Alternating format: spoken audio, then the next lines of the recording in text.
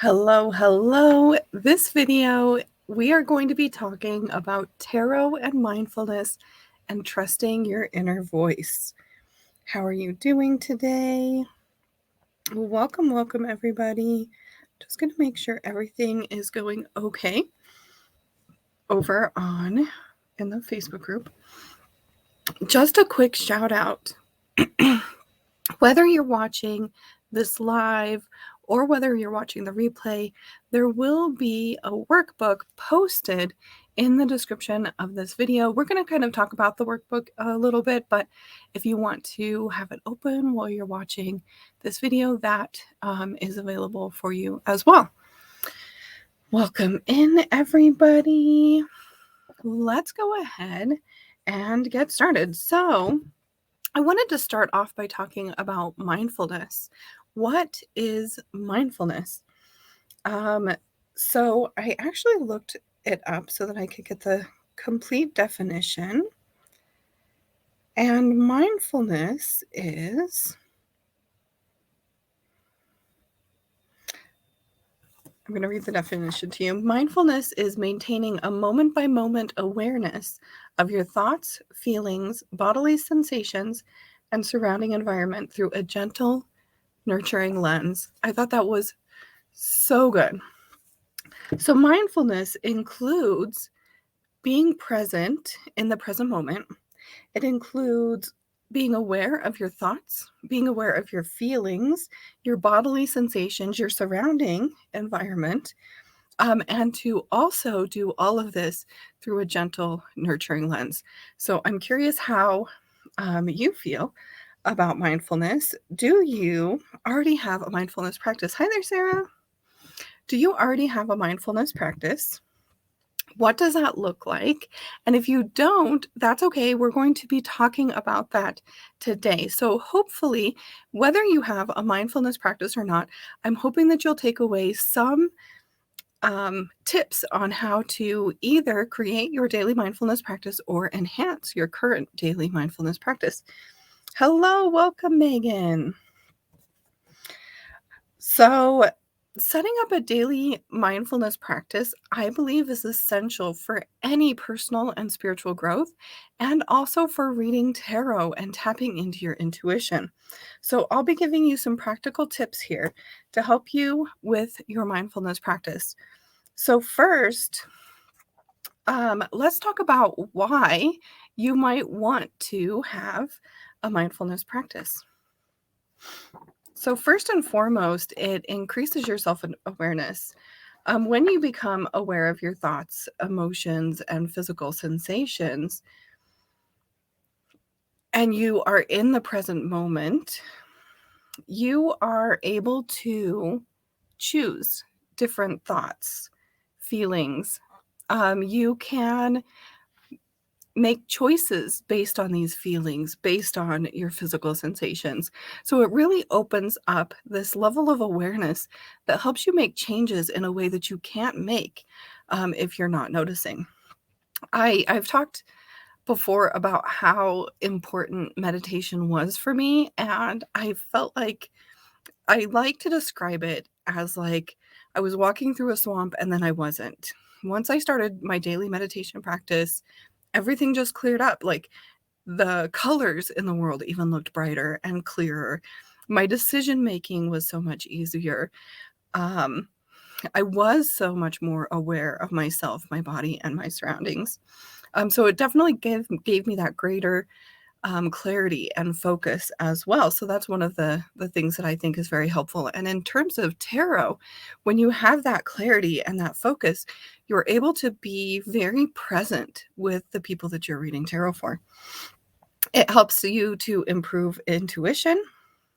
It really helps you to tune into your thoughts and emotions without judgment and without attachment, which increases your confidence and your ability to follow the intuitive guidance that's available to you. It helps reduce stress and anxiety. So that increases your sense of inner calm and peace. And so this is just really good for anything in life. But when we're talking about tarot reading and reading for others, when you can embody that sort of sense of calm and peace, you're able to help your clients reach that as well. And then the last benefit that I have is increased compassion and empathy, not just for yourself, but for others as well. So being mindful and being present helps you show compassion for yourself, but it also helps you connect with others. So I'm curious how many people here resonate with the term empath. It really helps you not only connect with others on a very deep empathic level, but it also helps you to create those boundaries that you need to turn that ability off when you want to or when you need to. So I wanted to talk a little bit about my journey with mindfulness. I had taken a course on intuitive eating, and I decided when I start this course, I'm going to start meditation. And so I bought this really cool chair. I think it's called a papasan. It was out on my patio. I was living in Arizona, so I could be outside all year round with no difficulty, especially in the mornings. In the summer was perfectly okay. So I decided on morning practice. First thing in the morning when I woke up, I even scheduled myself to wake up a little bit earlier. And I would do some guided meditations for around 10 to 20 minutes per day. And like I said, I felt like the sense of clarity was huge. Colors were brighter. My sense of peace and happiness was so much more resonant. But some of the unforeseen things was my insecurities started to melt away. And part of that was from the mindfulness, and part of that was from the guided meditations that I was choosing. So there was a specific guided meditation that was all about I am affirmations, super powerful. I always felt pumped. I even started listening to those affirmations in the afternoon, which wasn't my technical meditation time. And so I didn't start off my daily spiritual practice or my daily mindfulness practice with any preconceived ideas about what I was going to get out of it. I'd heard that it was good for you, so I tried it. And then in week 4 of the course that I was taking, it was all about your dream life. So I did my spirit guide meditation. It was a guided meditation. I visualized my dream life, and the only thing that came out of it was life coach. At the time, I'd been working in accounting for a very long time, 15 years, something like that. I was doing accounting, and I didn't hate my job. I liked my job. It was fine. But I did feel like that there could be something more fulfilling out there for me. And through meditation, I was able to come to what I now consider the next step in my life purpose, which was to go to health coaching school, to start investing in myself, which is something I was not used to doing. And so it really opened up this stream of self-love to come in. I was investing in myself. I was looking at myself differently. I was talking about myself differently. I was feeling differently about myself. And I was in touch with my intuition. I feel like there's been ebbs and flows, but I've been very connected to my intuition since then. One of the things that I noticed is I really fell off my practice when I when I was having difficulties in my marriage, in my relationship. And we're going to kind of talk about some of the pitfalls that can happen too when it comes to our daily practice.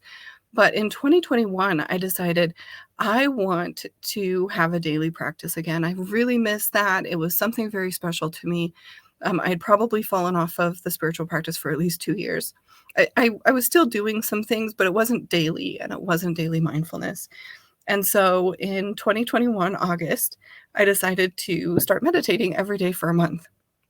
Just a couple days later, my intuition told me, I was sitting here at my desk, I was just working. My intuition told me, why don't I do a meditate with me on TikTok? And so I did. The very next morning, in place of my meditation, I went live on TikTok and I did a meditate with me. And I've been doing that meditate with me ever since. So my daily spiritual practice right now, or my daily mindfulness practice right now, is to sit and be present for 10 minutes every morning with my TikTok community. And what I found because I've now been doing this for 2 years almost, what I found is I'm incredibly in tune with my intuition. I know what next steps are up for me. I listen to my intuition when it calls me to do something, to try something, to start something.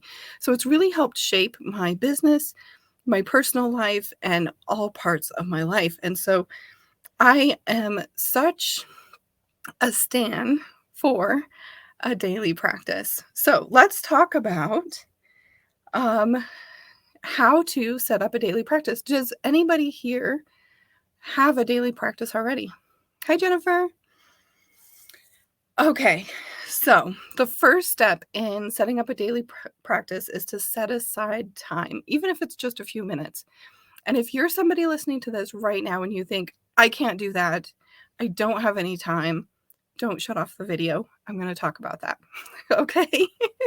Just keep going, keep hanging out with me. If you feel like you don't have enough time, I totally get it. We're all very busy. We're all doing a lot of things. So, step one, set aside some time. This can be as little as 3 minutes. As much as you want, but as little as 3 minutes. If you don't have a daily mindfulness practice yet, I'd say start low and gradually increase it. Next, you're going to choose a quiet place. Maybe you have a spot that you really love. Some of the people who meditate with me every morning on TikTok, hi Maria, like to meditate outside. They have a spot set up out in their garden, by their hot tub, outside where they can go meditate every day. Some people have altars that they sit at inside their house. So just ask yourself, what feels like a nourishing sort of space for me to practice my mindfulness? So choose a quiet place is step 2.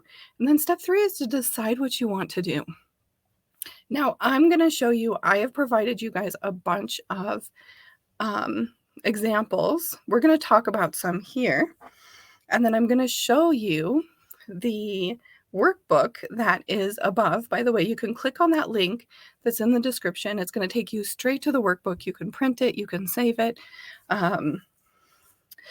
But I'm going to give you some of the options that I thought of when I was preparing for this live. Okay, so number 1 practice could be pulling a card to reflect on.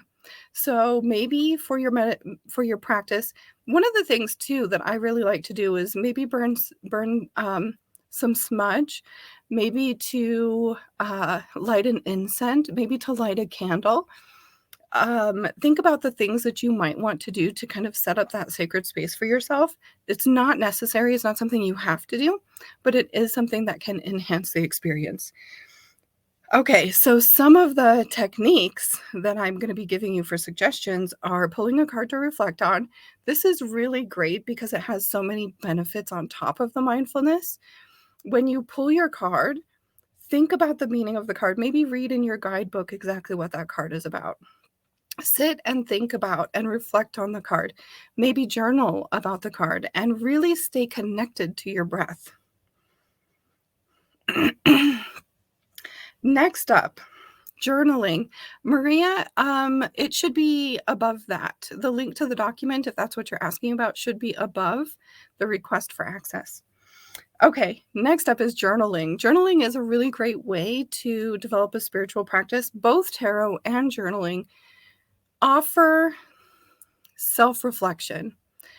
So they have multiple tiers of benefits because when you pull a tarot card and you ask yourself, how does this card apply to me? Or maybe you've asked a question and then pulled the card. One of the things I love so much about cards is they help us reframe and think about situations in a way that we never would have without the cards. And so both the journaling and the pulling a card can really add that extra layer of inquiry. Ooh, journaling is so peaceful for me. Yes. And the invitation is to, as you're journaling, stay connected to your breath. Stretching, yoga, any sort of mindful movements can be really awesome to add into your spiritual practice or your mindfulness practice. We've got mindful breathing, mindful listening. A lot of times I do both of those together. When I sit on my TikTok live, one of the things I talk about is how you can meditate anytime, anywhere. The great thing about mindful listening and mindful breathing is you can do it in a train station, you can do it in a crowded stadium, you can do it absolutely anywhere. And all it takes is being present in the moment, asking yourself to connect with your breath and your five senses. So, what am I hearing? What am I seeing? Connecting with the breath at the same time as we're connecting to all of these five senses. There's a body scan, feeling into each area of your body one at a time. I like to start with my head and end with my toes. Another thing that I like to do in my body scan is to feel into any tension. I like to release the tension and let my body relax. You can do that seated or laying down. Mindful walking. This is when you just walk and you are mindful. So if you have music, maybe have some meditation music. And you're walking, you're listening, you're smelling the air, you're feeling the sensation of walking.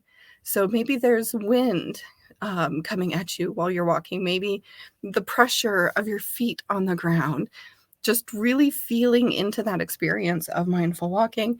Mindful eating is exactly how I started my mindfulness. Not only was I meditating, but I was also taking a course all about my relationship with food. And so I was practicing intuitive and mindful eating. So setting aside a longer amount of time to eat your food, turning off all distractions, and then starting off by just looking at your food. What colors are there? What does it smell like? Maybe start by smelling your food. What colors are there? What textures do you see? Then as you eat your food, really tasting the food, really tasting the textures. Is it crunchy? Is it soft? Is it sweet? Is it sour? And taking your time eating that food. And then mindful visualization. You can do this with a guided meditation. And I've put this on the guide, but one of the places I love to go for free meditations, for free guided meditations, is Insight Timer. It's a free app with free meditations. So you could do a visualization there. You could sit and you could imagine you manifesting. So you could create a vision as a visualization. And so some of those also staying connected to the breath. Those are some options for your mindfulness techniques. I'm going to show you guys real quick. So above this video, you will find a link to this document, Tarot and Mindfulness, Trusting Your Inner Voice. And so the first few pages here is all about setting your intentions. What are your intentions for your mindfulness practice? How can you bring mindfulness into your daily life? Next, what are some challenges you might face, and what are some things that you can do to prevent your challenge? So there's a few journal questions here for you to explore. And then here are some of the ideas that I talked about. Daily card pull, mindful journaling, mindful breathing and listening, body scan, mindful eating, mindful movement, visualization, and affirmations. So I've included some affirmations here for mindfulness for you, and also a weekly tracker. So feel free to print out this tracker. You can write down which techniques you tried. You can check the day that you tried it. And then there's a couple journal questions to answer each and every week to track your mindfulness. A couple things that I wanted to touch on is the invitation to start small. Sometimes we feel really inspired to do something and we jump right in and we're all in and we're trying to go big, right? Like go big or go home. But when we do that, a lot of times we drop off. We're like, oh, this is too much. We don't have the structure in place to pull off like 30-minute meditations the first day that we do them. So start small and increase if it feels good to. Be kind and compassionate to yourself. This is a great time to really lean into compassionate practice. If you miss a day, how do you think about yourself? Are you like, oh, I ruined it? Or are you like, okay, it's okay. It was a really busy day. I had a lot of stuff going on. Next time, this is what I'm going to do instead. So this is a great time to really lean into compassion for yourself and non-judgment. And if you're able to, consider joining a group or having some sort of accountability. Maybe you're checking in with a friend every day. Maybe you join us on TikTok, 7:30 a.m. Mountain Time during the week, and 9 a.m. Mountain Time on the weekends. So feel free to join us over there. But consider joining a group. Consider having some sort of accountability. Some of the common pitfalls that I think people tend to run into when it comes to mindfulness practice is, and this is what I promised that I was going to talk about, not having the time or the space to set aside for dedicated practice. So I encourage you to try. Sometimes we think that we don't have time, but we really do. So one thing that I like to tell myself when I am wanting to make a change and I'm like, oh, I just don't have time for that, is I ask, what's important? What's the most important things for me? We don't have time for all the things, but we do have time for the most important things. If a mindfulness practice is not that important, then you won't make time for it. But if it is very important to you, you have the ability to take something off your plate to put it in. So first off, just an invitation to sit down, really think about what you're doing, and ask yourself, can I get up 10 minutes earlier? I know it sounds really hard at first, but once you really put a mindfulness practice into place, it's going to pay off in dividends. You're going to notice that you have more time in the day. You're going to notice that you don't mind getting up 10 minutes earlier. So there's one, like maybe you could get up 10 minutes earlier. Maybe you could do it right before bed. And, like, do you spend any leisure time just, like spending time in front of the TV or things like that? What could you cut out? Small, right? Nothing big. And then if you still can't figure anything out, that is okay. Here's something that I like to do that helps me, and I've carried this through for years, is picking an activity that you can do mindfully. So an example of this is every time I wash my hands throughout the day. So this is something you're already doing. You don't have to make any time for it because it's already happening. Every time I wash my hands throughout the day, I'm going to do it in a mindful way. I'm going to feel the soap on my hands. I'm going to smell the soap on my hands. I'm going to spend a little bit of extra time rubbing. I'm going to feel the temperature of the water. I'm going to concentrate on my breaths while I'm washing my hands. So this is a great way to incorporate it when you can't find that time for yourself and for that space. That's one example, but you can be mindful doing anything.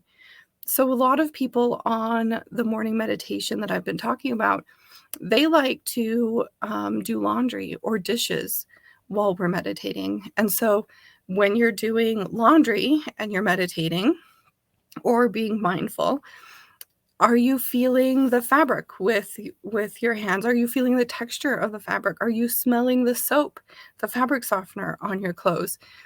Are you connected to your breath? Are you listening to, possibly like some quiet meditation music or even just background sounds? Maybe there's neighborhood background sounds going on.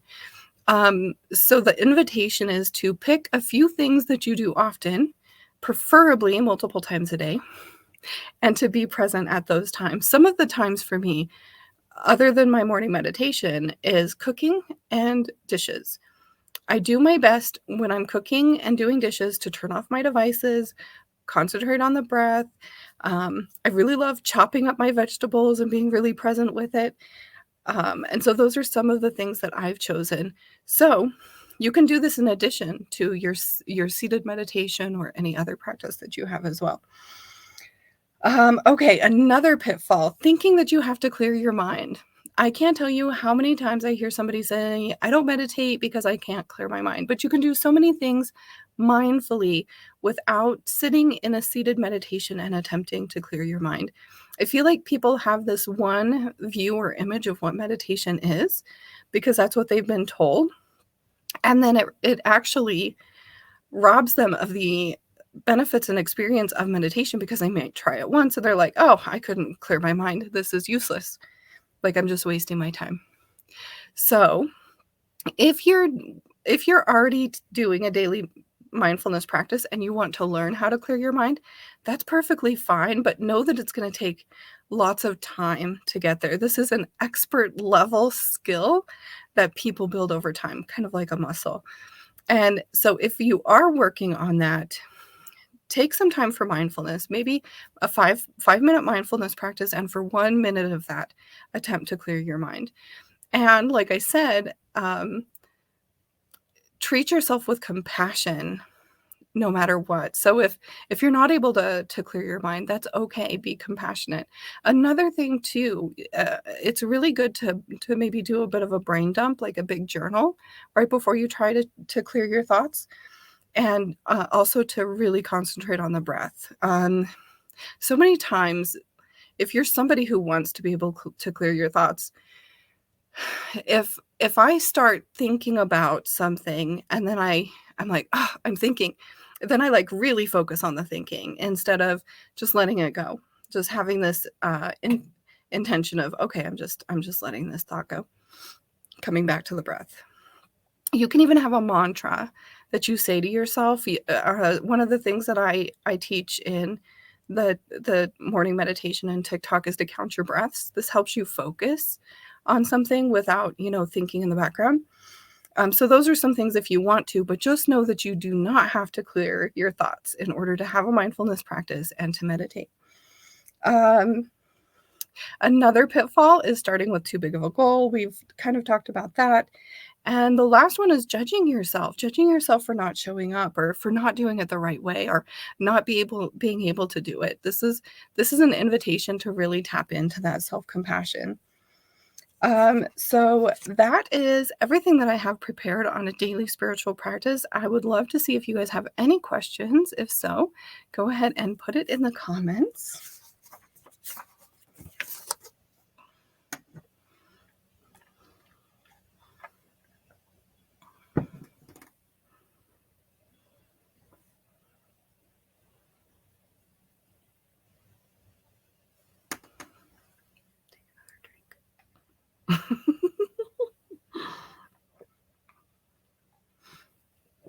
Any questions, guys? If you already have a spiritual or mindfulness practice, I would love to hear if you can think of any ways that you can maybe up-level it a little bit. And if you don't, would you like to start a mindfulness practice? And were you guys able to access the workbook as well?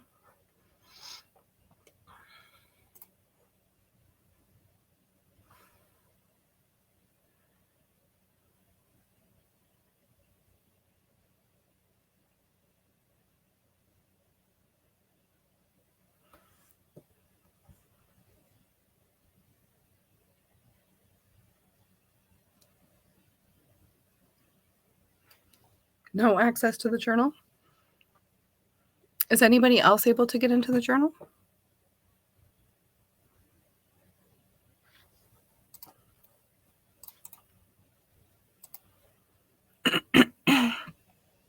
Okay. Try again, Maria. I've changed the access. Go ahead and try that again. This is why we ask, right?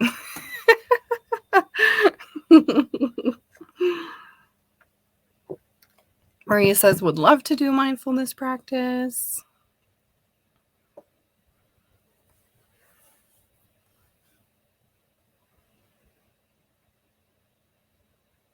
Yeah, and I think sometimes we very much we make it harder on ourselves than we need to. Yes, perfect. Thanks, Maria. I feel like sometimes we make things like a meditation practice or a mindfulness practice harder than it needs to be. And so to be kind to yourself and to make it as easy as possible is what I like to encourage. No worries, Sarah. Okay, I'm going to go ahead and go, guys. If you have any questions, leave it below, and I will see you guys next week.